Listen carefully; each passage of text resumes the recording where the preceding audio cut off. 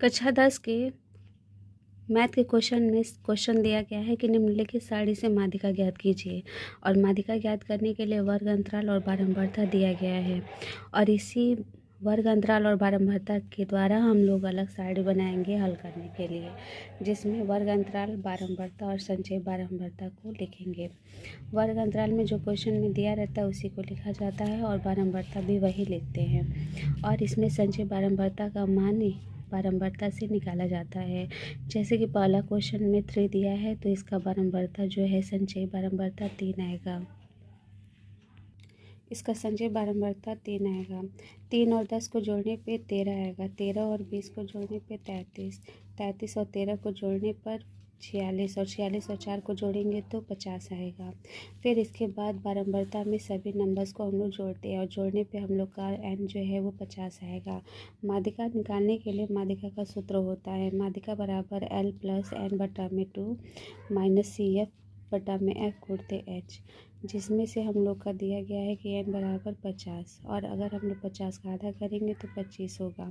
और 25 से बड़ी संख्या जो है वो संचय बारंबारता में हम लोग देखेंगे।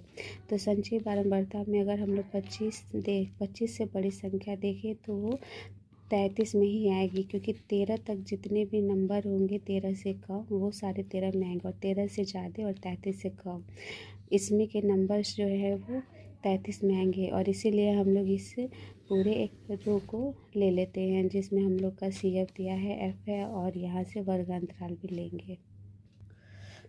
अब इसके बाद उस वर्ग अंतराल के द्वारा 33 के रो में अगर हम लोग देखें तो वर्ग अंतराल जो है वो हम लोग का 40 और 55 है और 40-55 में हम लोग का छोटा नंबर जो है वो 40 है और बड़ी संख्या H जो होगी वो 55 में से 40 को घटाएंगे तो 15 आएगा। F जो है वो उस रो के सामने वाले को हम लोग F मान लेंगे यानी कि बारंबारता, और इस 33 के ऊपर वाले को CF यानी कि संचय बारंबारता लिया जाता है। अब इस सूत्र का यूज करके हम लोग माध्यिका को निकाल सकते हैं, जिसमें माध्यिका का सूत्र दिया है कि माध्यिका बराबर L plus n/2 minus CF upon F गुणते H, जिसमें L का मान हम लोग 40 रखेंगे, n का मान जो है वो 50 रखना है, जिसमें आधा किए हैं तो 25 आया है, माइनस CF यानी संचय बारंबारता का मान 13 और बारंबारता का मान 20 है और H यानी कि उसके जो डिफरेंस है वो 15 है। और इस तरह मान रखने के बाद हम लोग हल करेंगे तो आंसर में हम लोग का 49 आएगा और यही आंसर होगा। और भी अन्य